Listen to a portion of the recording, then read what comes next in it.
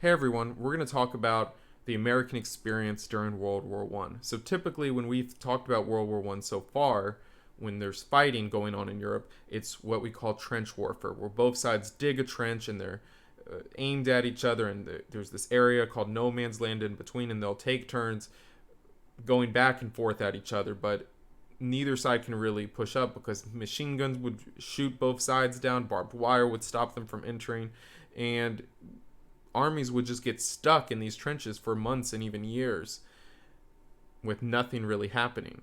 So the Americans are going to join this war, and this man right here, General John Pershing, the famous World War One American general, is going to realize that this trench warfare that creates these is going to create these situations where nobody really wins. That they're just stuck in these stalemates, and all there is lots and lots of death. So he's going to right away avoid this trench warfare and say, let's figure out another way to fight. So the troops that he commands in World War One, he's going to first make sure that they are well trained. Well, here's what would happen with the British and the French. The trenches ended up being on the borders of their countries, so they would do everything they could to make sure these trenches didn't fall, and sometimes that meant throwing people in these trenches that weren't properly trained, didn't have a lot of experience. They could hold a gun and they could shoot. They went in the trench to make sure it didn't fall. Pershing is going to reject this and say all American troops that need to go need to be well trained. They need to be well equipped. And furthermore, they need to be trained to fight in open combat. He had seen before in America how they fought against Native Americans in open combat, and he believed he could transfer some of that training, some of that knowledge, some of those tactics into fighting in no man's land and fighting outside of the trenches. And that's how he wants Americans to fight, not just hiding in these trenches all day. So pretty quickly, the British and the French are going to ask right away, hey, yay, America's joining. They could come reinforce our trenches and fill our trenches back up. And he's like, no, we're not going to do that, because all that happens there is you get stuck in a stalemate. Nobody can advance. Everybody gets stuck and everybody dies. So we're going to actually try to do something. We're going to fight in open combat, and we're going to make sure our troops are actually well equipped and well trained. So the troops that he actually commands are a group called the AEF, or the American Expeditionary Force. So just as the AEF is joining, and again, these are just all the American troops are combined, we're just going to call them the AEF. So all the American troops in Europe that are fighting are the AEF. He's going to make sure they're well trained, they know how to fight, but just as they're entering this war, the Russians are withdrawing. They had a communist revolution, and they want to exit the war. They're under new leadership.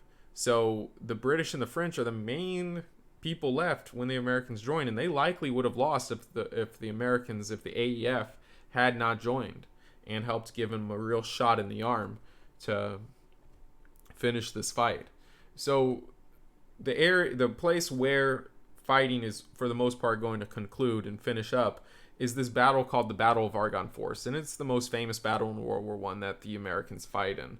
So let's look at how this battle actually goes. On this map, we see that Argonne Forest is right here in France, right on the eastern edge. And guess who's right next to France? What's on the other side? Germany. So the Germans and the Central Powers are pushing in from the east. The French, the British, and the Americans are going to push in from the west, the Allies. So what America's going to do is throw a huge Allied force, hundreds of thousands of Americans, French, the British, in total over 2 million troops they're going to use to break through Argonne Forest. So why couldn't we get through Argonne Forest? Well, both sides were stuck. What do we call that when both sides are stuck and they can't move up or advance? That's right, it's a stalemate. Neither side can move up. So the Allies, the Americans, were like, hey, if we throw enough bodies at this forest, at this stalemate, we can break it. And if we break this stalemate, we can move into which country? Germany. And if we move into Germany, guess what? The war is going to end, because as soon as we're in the cities, of Germany, there's no more stalemates. There's no more trench warfare. We're fighting in open combat, and there's civilians involved in it. Germany's going to quickly realize that it's over and they need to surrender. And that's exactly what's going to happen. So the significance of the Battle of Argonne Forest is that the Americans and the Allies broke the stalemate that existed in this forest and were able to push in and force Germany to surrender. So during this battle, there was this guy who is famous today. His name is Army Corporal. Well, his name's not Army Corporal. That's his military rank. His name's Alvin, and he's a corporal in the AEF, the American Expeditionary Force.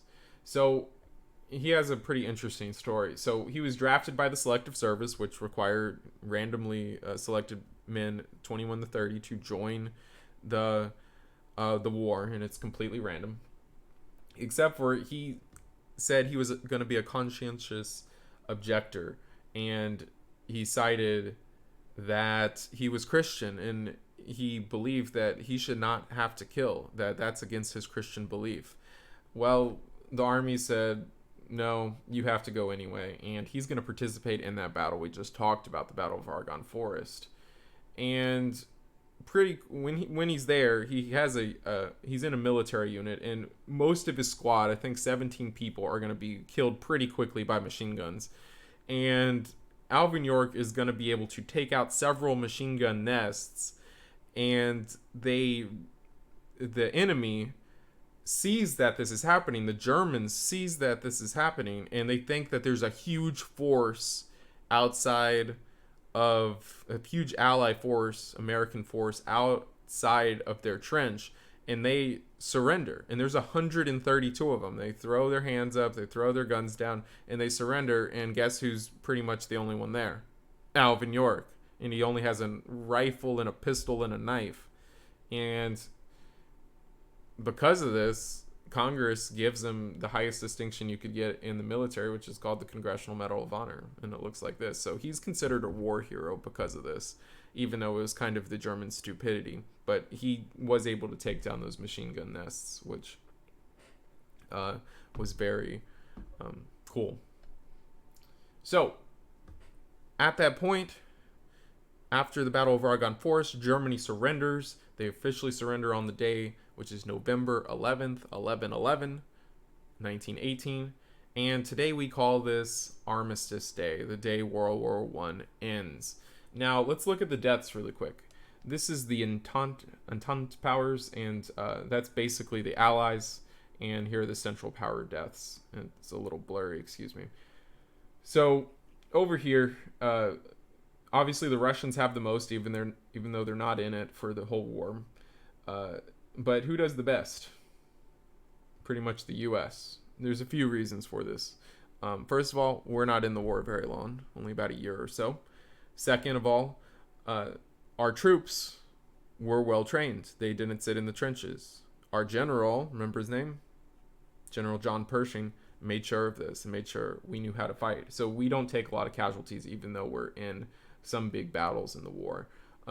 Even though the war started in Austria-Hungary versus Serbia, when the Archduke Ferdinand, the Austria-Hungarian leader, was killed by the Serbian assassin, even though these were the two main countries, you see that Serbia did not have a lot of deaths because they didn't do a lot of the fighting in the war, and Germany quickly eclipsed how much Austria-Hungary participated with the amount of deaths they had. So again, the reason that all these countries are involved in it wasn't Serbia or Austria-Hungary, was that there were this system of alliances where everybody had to join, help their friends, help their allies. All right. Well, that's the American part of the war. Really abbreviated, really short. Hope you learned something. Thanks, guys.